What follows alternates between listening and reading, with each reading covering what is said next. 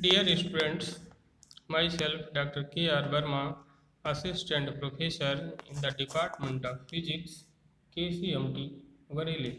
आज हम लोग डिस्कस करेंगे polarisation of light.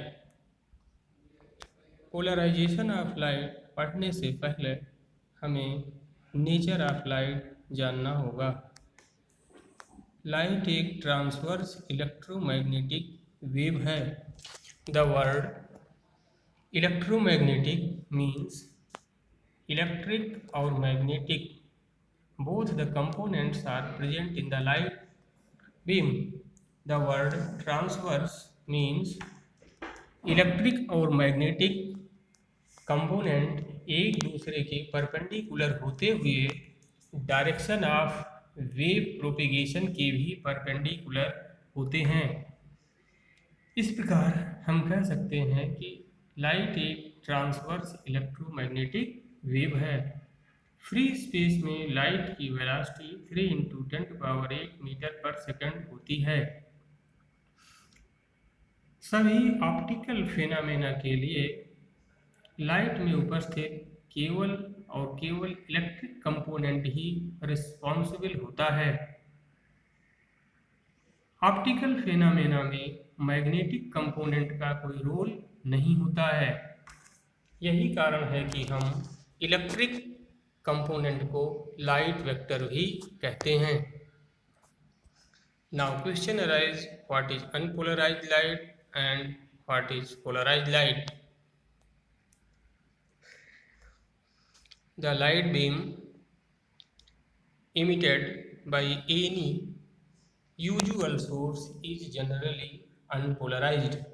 In unpolarized light, the electric components are present in all possible directions of perpendicular to the direction of wave propagation. इसे figure B में दिखाया गया है। यदि हम किसी प्रकार से किसी स्पेशल डायरेक्शन के लाइट वेक्टर को छोड़कर बाकी को इलिमिनेट कर दें तो यह लाइट पोलराइज्ड लाइट कहलाएगी। इस फिगर में पोलराइज्ड लाइट और अनपोलराइज्ड लाइट के सिंबल्स को दिखाया गया है। फर्स्ट फिगर में अनपोलराइज्ड लाइट को दिखाया गया है, सेकंड फिगर में पोलराइज्ड लाइट को दिखाया गया है। स्पष्ट है कि अनपोलराइज्ड लाइट में डायरेक्शन ऑफ वेव प्रोपेगेशन के परपेंडिकुलर ऑल पॉसिबल डायरेक्शन में इलेक्ट्रिक कंपोनेंट्स अवेलेबल हैं, जबकि पोलराइज्ड लाइट में डायरेक्शन ऑफ प्रोपेगेशन के परपेंडिकुलर केवल सिंगल डायरेक्शन में वाइब्रेशंस अवेलेबल हैं। अब हम डिस्कस करेंगे पोलराइजर और एनालाइजर। पोलराइजर एक ऐसी डिवाइस है जिससे पास होने के बाद अनपोलराइज्ड लाइट पोलराइज्ड लाइट में कन्वर्ट हो जाती है। अनपोलराइज्ड लाइट के पोलराइज्ड होने पर हम इसे नेक्ड आई की मदद से डिटेक्ट नहीं कर सकते हैं। अतः पोलराइज्ड लाइट को एनालाइज करने के लिए हमें एक दूसरे पोलराइजर की ज़रूरत पड़ती है, जिसे रोटेट कराकर उसके इंटेंसिटी में परिवर्तन देखकर हम यह बता सकते हैं कि यह लाइट पोलराइज्ड है अथवा नहीं। इस प्रकार एनालाइजर भी एक पोलराइजर ही होता है। पोलराइजर और एनालाइजर नाम इनकी वर्क पर आधारित होते हैं।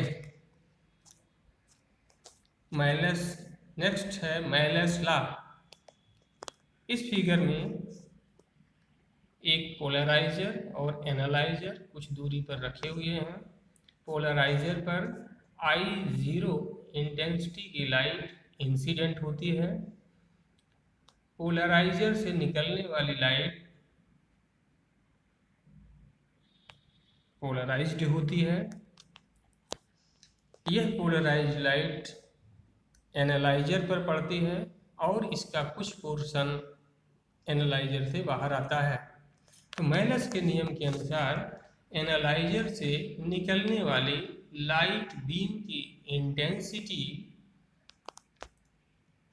पोलराइजर और एनालाइजर के प्लेन ऑफ ट्रांसमिशन के बीच के एंगल के कोसाइन के स्क्वायर के प्रोपोर्शनल होता है। अब हम डिस्कस करेंगे कि production of polarised light by reflection. यह देखा गया है कि जब अनपोलराइज्ड लाइट किसी मीडियम पर पड़ती है और वह उसके दो भाग होते हैं, कुछ पोर्शन रिफ्लेक्ट हो रहा हो और कुछ पोर्शन ट्रांसमिट हो रहा हो, तो यह देखा गया है कि रिफ्लेक्टेड लाइट पार्शियली पोलराइज्ड होती है। यदि हम एंगल ऑफ इंसिडेंस में बदलाव करें तो रिफ्लेक्टेड लाइट के पोलराइजेशन अमाउंट में भी परिवर्तन होता है। एक विशेष एंगल ऑफ इंसिडेंस के लिए रिफ्लेक्टेड लाइट पूर्ण रूप से पोलराइज्ड होती है। इस स्पेशल एंगल को हम कहते हैं ब्रीवेस्टर एंगल या angle of polarization. Second figure में light beam angle of polarisation पर इंसिडेंट हो रही है और रिफ्लेक्टेड बीम कंप्लीटली पोलराइज्ड है। यह भी पाया जाता है कि रिफ्लेक्टेड बीम और ट्रांसमिटेड बीम दोनों एक दूसरे के परपेंडिकुलर होते हैं, जबकि incident beam angle of polarisation पर इंसिडेंट हो रही हो। नेक्स्ट है polarisation by refraction. When an incident unpolarized ray enter some crystal, it will be splitted up into two rays called ordinary and extraordinary ray, which are plane polarized in direction at right angle to each other. इन दोनों wave में से किसी को eliminate करके दूसरे को हम polarised light beam के रूप में प्राप्त कर सकते हैं। पोलराइजेशन बाय रिफ्रैक्शन को डिटेल में पढ़ने के लिए, समझने के लिए हमें डबल रिफ्रैक्शन नामक घटना को समझना होगा। तो अब हम डिस्कस करेंगे डबल रिफ्रैक्शन। यह देखा गया है कि जब कोई लाइट बीम किसी मीडियम, स्पेसिफिक मीडियम में इंटर करती है तो वह दो पार्ट में डिवाइड हो जाती है। इसमें से एक रे को हम कहते हैं ऑर्डिनरी रे और दूसरे को कहते हैं एक्स्ट्रा ऑर्डिनरी रे, और इस घटना को डबल या वाई रिफ्रैक्शन कहा जाता है। स्पष्ट है कि ऐसे क्रिस्टल से किसी भी मटेरियल के डबल इमेज दिखते हैं। In double refraction, the ray which follow the Snell's law is called ordinary ray, and other which does not follow the Snell's law is called extraordinary ray. By eliminating one of the E ray or O ray, one get the polarized light.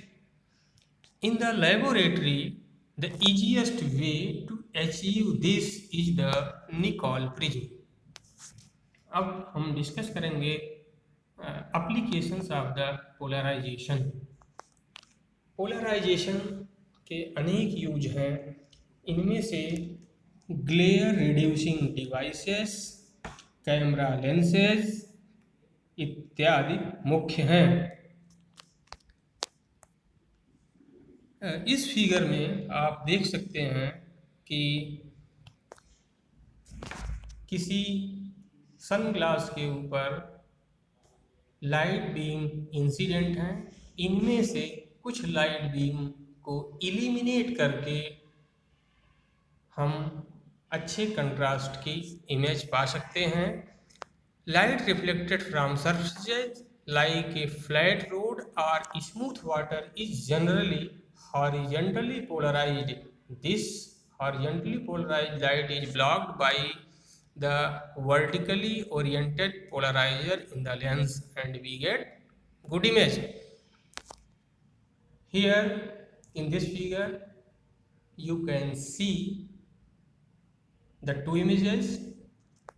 पहली image जो है ordinary image है और second में जब हम polarised lens use करते हैं तो जो फिगर हमें मिलता है वो है।